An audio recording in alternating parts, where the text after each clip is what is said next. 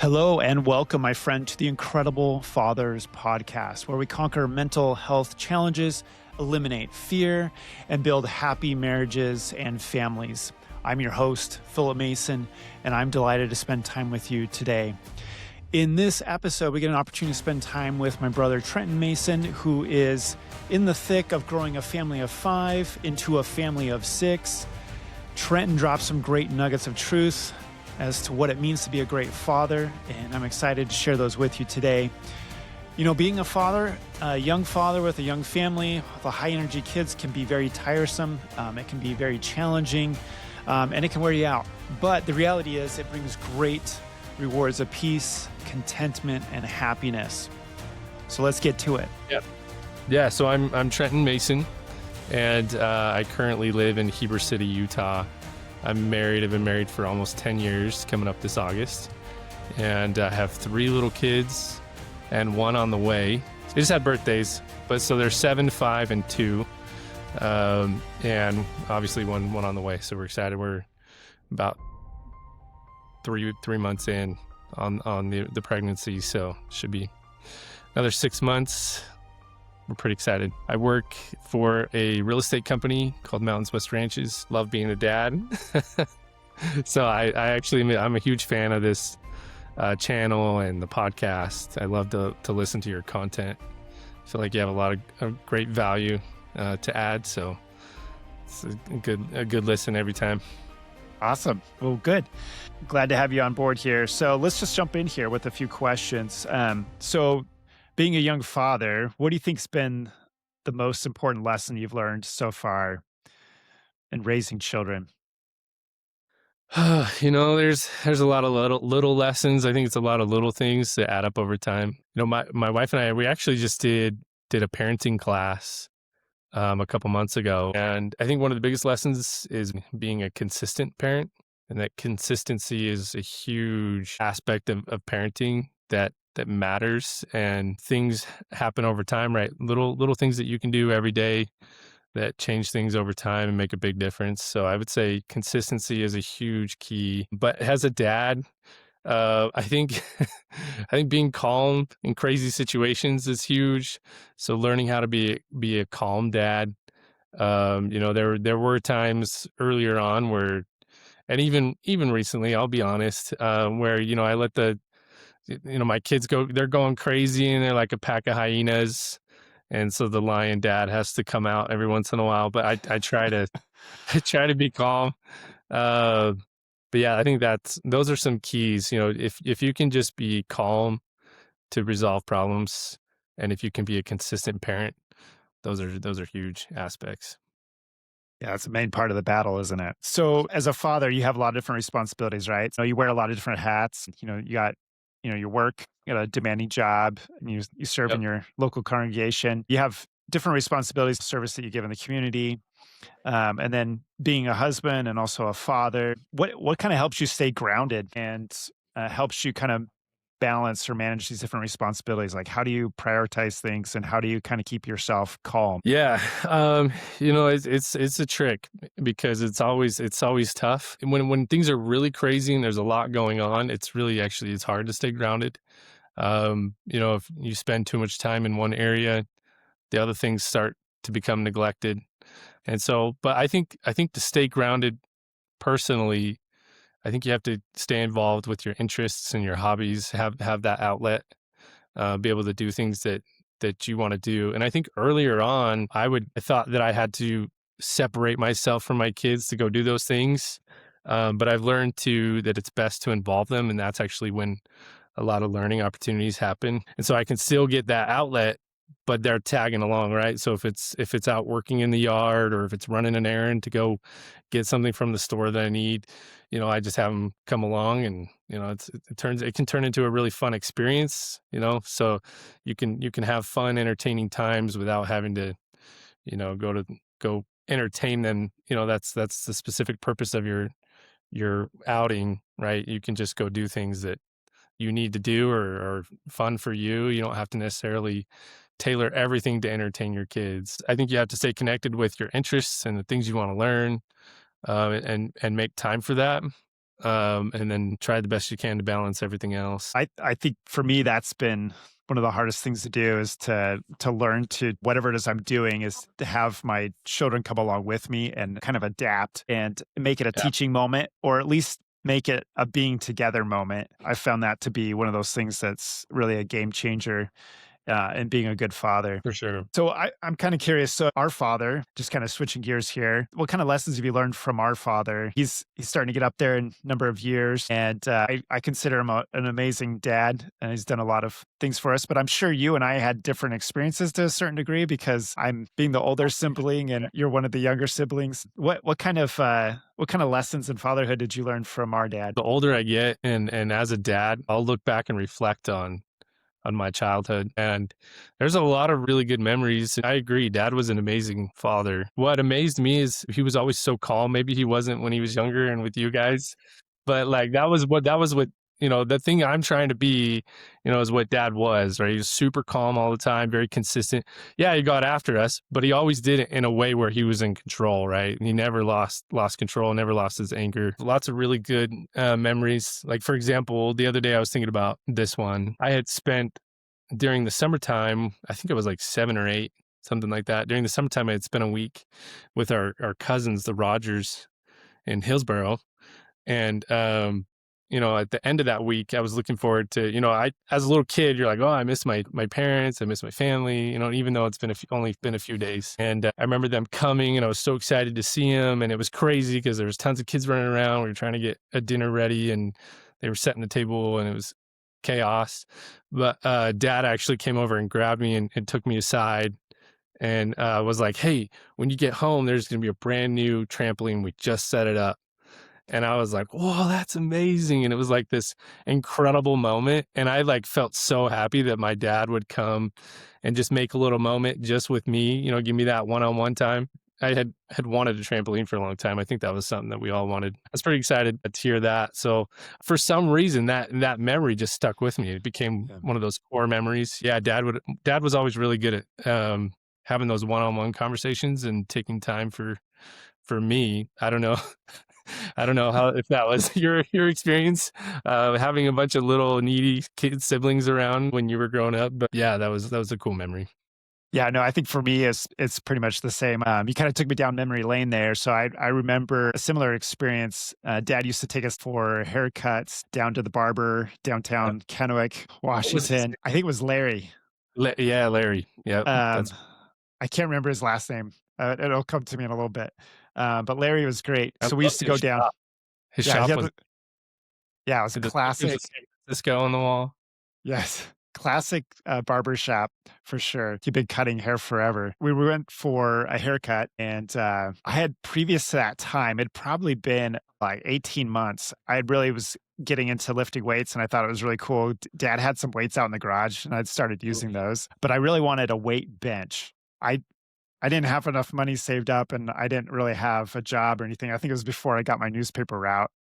And so I was pretty young at this point. I was probably like 6th or 7th grade, Mm. somewhere in there, middle school. And I've been asking for a weight bench for like birthday or Christmas or something like that. But I've been asking for like 18 months. And I was just really persistent with it. I was probably annoying my parents. But we went to this barber shop. We got our haircut one Saturday, and I think it was in the fall time. It might have been approaching Christmas, but dad did like almost the exact same thing as like what he did to you with the trampoline. So like That's we cool. came back out to his pickup truck, and he's like, I got you something in the back of the pickup truck. And he reaches over and he just kind of taps on the back. And I look in there, and there's this big box that's got a weight bench in it. And I was like so excited. Oh, that's cool. Um, and so I went home and I set The that one thing the up one with in the my bars? That yeah, old one? Yeah, yeah, the yeah, old one. Yeah. So I that's set cool. that one up and started using it and was pretty pumped about that. So That's awesome.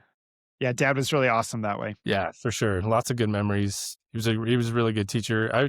He would, we would ask him all these questions, and he just had all the answers, it seemed like, driving in his truck or whatever. Yeah. So, Yeah. You could always count on him to teach us. He was a little bit of a walking encyclopedia, knew all sorts of things about a lot of different things. He had two bachelor's degrees, and had pursued a a master's degree at one point, but then got married to mom. Yeah. So he canceled that. Always was a reader and spent a lot of time studying himself. Just switching gears here again, as your family's been growing, what have you noticed as you've added more children in your family? Has there been a difference from one child to two children and then beyond? What kind of Oh, yeah, for yeah, and transformations have you noticed? we actually had a funny experience recently, over New Year's, so just a couple weeks ago. My in-laws took our 2 oldest on a quick trip. I think it was 2 or 3 days. It was amazing, like, it was so nice, it was very relaxing. We still had our 2-year-old, Trey. It was like, "Man, this is so easy." Like, we can keep the house clean, meals are easy, it's quieter. Taking care of 1 kid is nothing, it's not even a problem. And then we started reflecting, we're like, oh man, actually, when we had 1 kid, it was really, really hard. And so we realized like what's happening is our capacity to handle these kids was increasing, right? So 1 kid for us is easy, like that's nothing. But when we remember, I mean, that the time when we had 1 kid, it was really hard. I mean, that taking care of just 1 child at the time was a huge challenge, trying to figure out how to help them and take care of them and figure out what they needed. So I think as you add more kids, your capacity grows and you're able to do more. So I think that's a huge thing that I've noticed is we have 3 kids, but we're capable of so much more. I think a lot of people would say that it's just a lot more chaos, a lot more noise, a lot more dirty dishes, a lot more dirty clothes. So yeah, you definitely feel feel it. But on the other hand, it's a lot more fun. Like if you play games as a family, it's really fun. You have more players, right? But just family activities, it's always a good time. You got a full car wherever you're going, so it's always a fun, eventful thing. So Yeah, there's event, always those synergies that take place, right? yeah, Where exactly. Cute exchanges between the kids, fun exchanges. awesome. Um, So, as a father, do you consider yourself a leader? You think about your children and your wife. Do you consider yourself a leader in the home? Yeah, I co-leader with the spouse. I also try to. I want my kids to learn independence.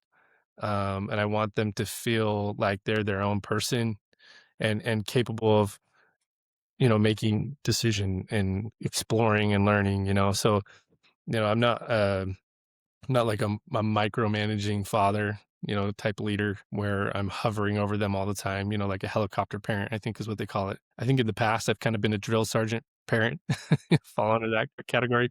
It's the same. You use this leadership type.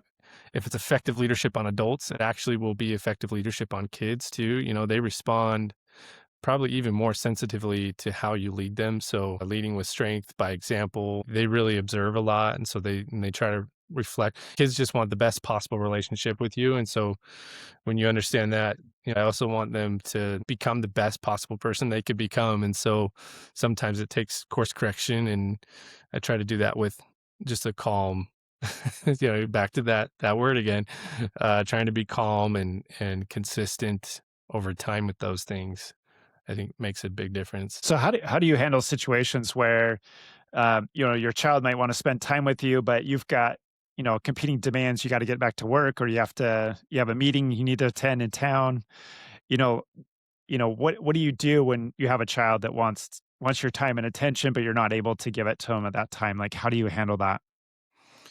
Some situations are really extreme with that scenario, right? Like it's like you're super busy or you're super exhausted from the day and your kids are just going crazy. I actually, so in this parenting class that my wife and I did a few months back, they talk about behaviors and what it means. So for example, if you're feeling annoyed, the correlating result that they're after is attention. And I've started seeing that all the time. So there was one night where I was on the couch on my laptop, doing some work stuff.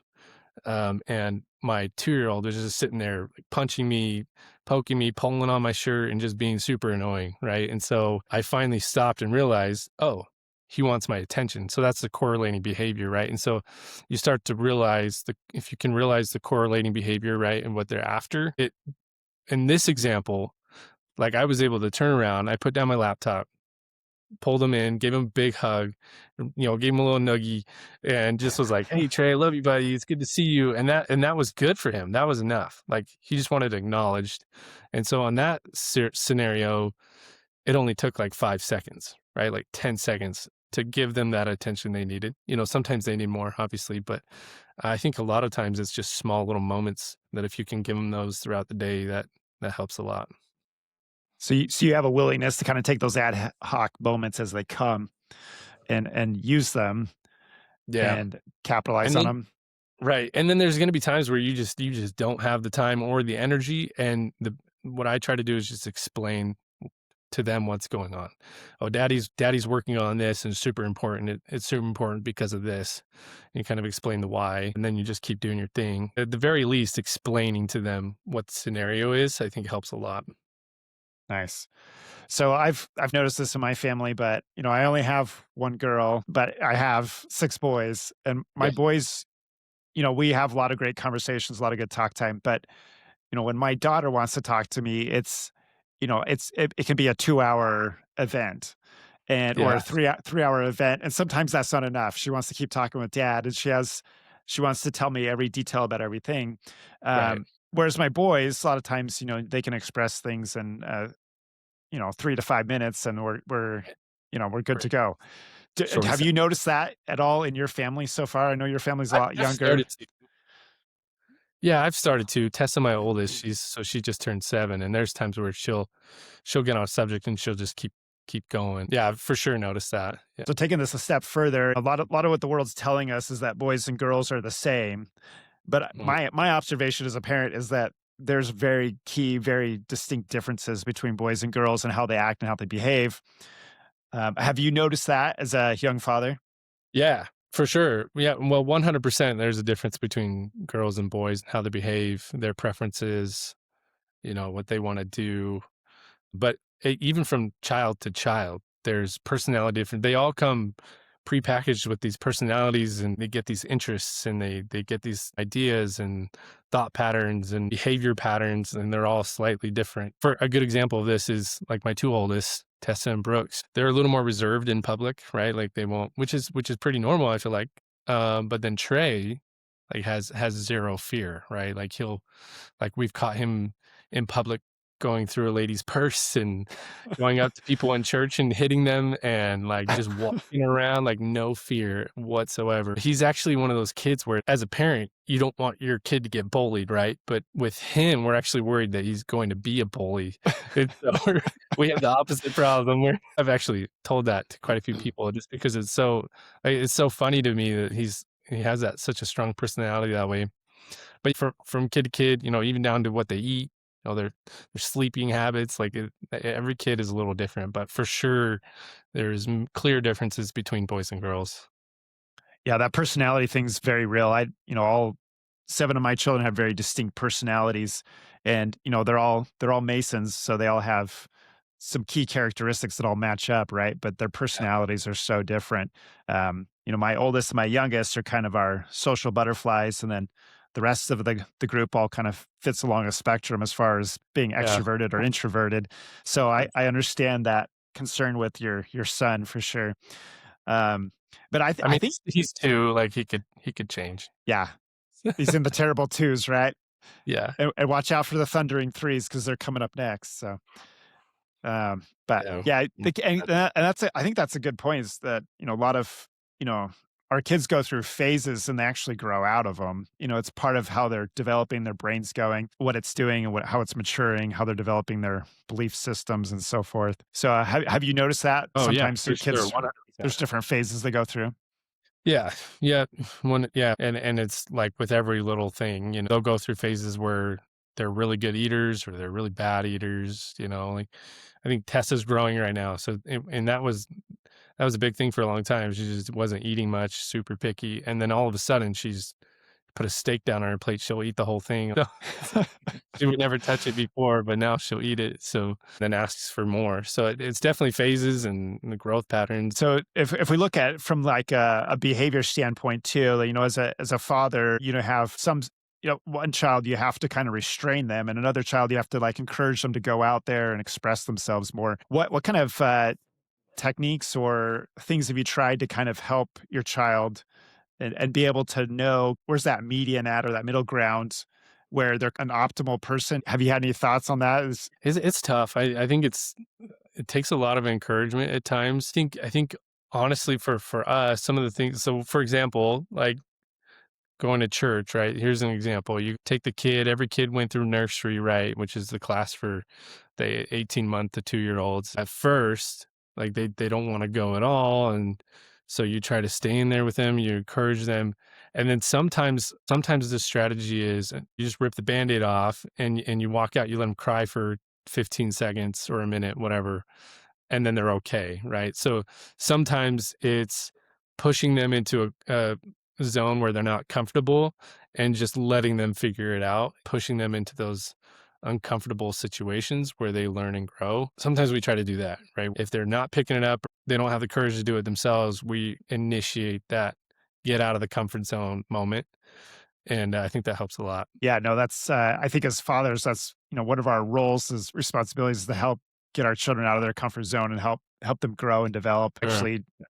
Actually was just over at a friend's house tonight and just talking about his son and his son's he's at that point where it's time for him to leave the nest, but he doesn't know what he wants to do. He doesn't know what he wants to be, and he's comfortable at home just playing video games and just chilling Yeah. and watching TV and having popcorn and just doesn't know where he wants to go, what he wants to do, but mom or dad are ready for him to go out and stretch his wings. So he told me tonight, he's like, "Yeah, I try to make my son uncomfortable sometimes because it's the only way he's gonna grow."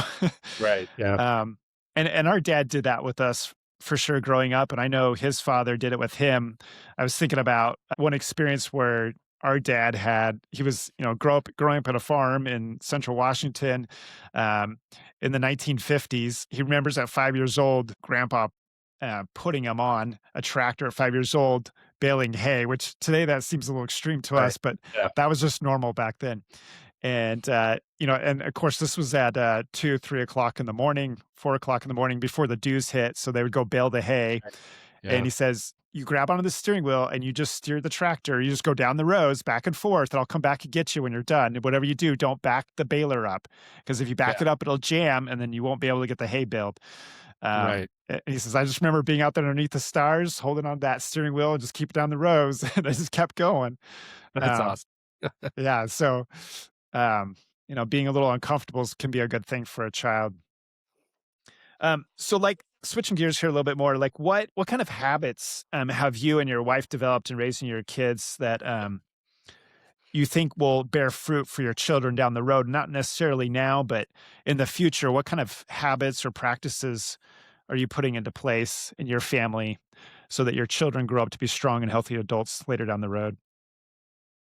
It comes back to that consistency, right? Where you have to have consistent effort over time, and it's going to be the small everyday habits. We have a pretty good routine. We have a morning routine. We have an nighttime routine where we're getting ready for bed.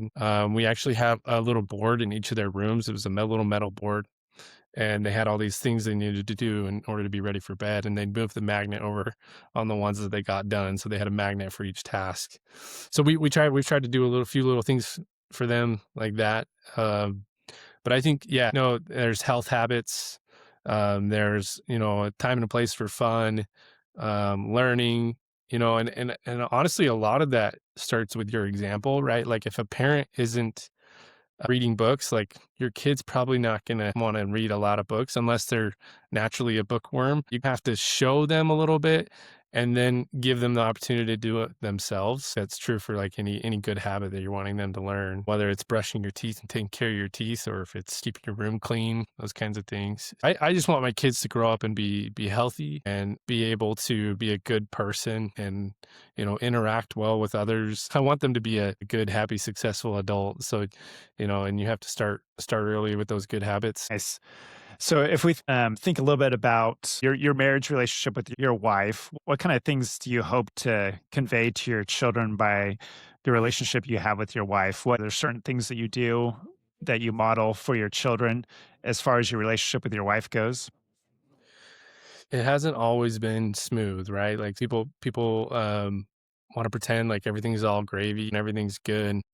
there's always going to be conflicts and things you have to work through, right? And for us, we've had to learn how to approach those conflicts, right? And so instead of being prideful and coming at it and turning it into this argument, you have to be humble enough to look at it as something that we're trying to achieve that's mutual benefit, right? And then be able to have those crucial conversations in a way where we're trying to benefit each other. It's hard because there's going to be times where you disagree, and you're trying to work through how to figure these problems out, or how to discipline your child or parent your child, right? Or who's going to do the dishes tonight, who's going to put the kids down tonight, so you have to kind of have the ability to work well with each other as parents.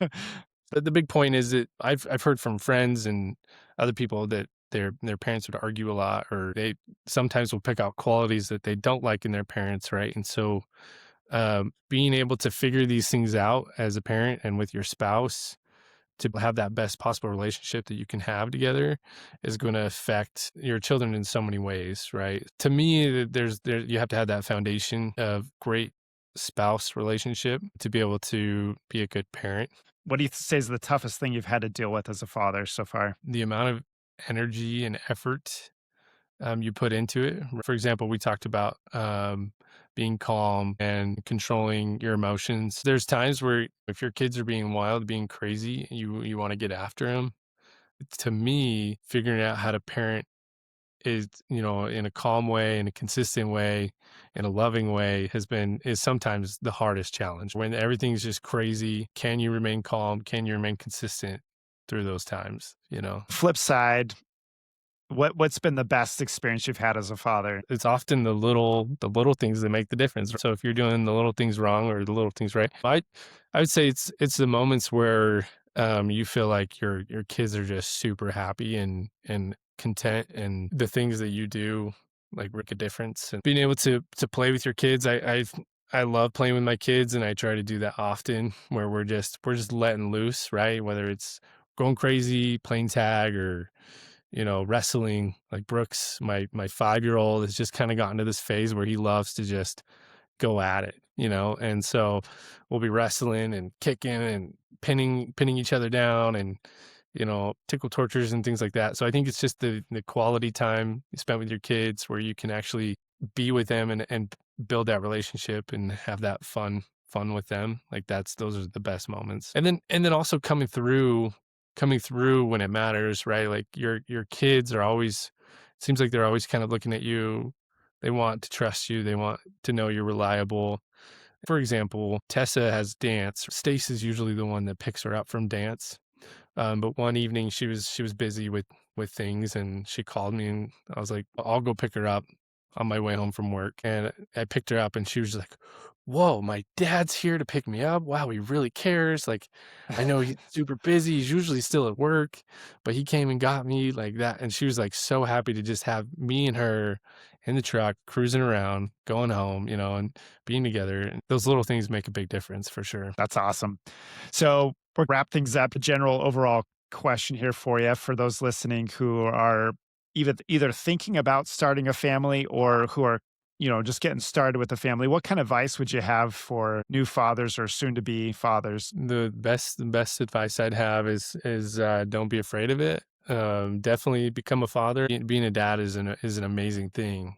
And I would say you can't eat an elephant all at once. You got to take little bites. It applies here, right? Pick one thing you want to work on and work on that, and try to be consistent over time. Awesome. Well, Trenton, thanks for being with us tonight. I know you're a dad in the trenches right now and battling it out and giving your best efforts. So it's been fun to have you on and get some of your perspective on things and share some of your insights. Thanks for having me. It was fun to talk through those things. Brought back some good memories of dad. Thanks for having me on to chat. It's interesting, as I was listening to Trenton talk, there was kind of 5 things that really stood out to me, things that he said that were really important. So here they are. Number 1, be consistent in how you teach, love, and nurture your children. Just don't stop doing it. And number 2, small and simple acts of love over a long period of time grow into huge, monumental achievements in family building. And number 3, learn to stay calm and collected. Being a temperate father is really important, and learning how to bridle your anger is really critical. And number 4, don't neglect your hobbies or interests just because you're busy with family life, but share them with your children. Do them with your children so they get to know you better, and you get to have both quality and quantity time with them.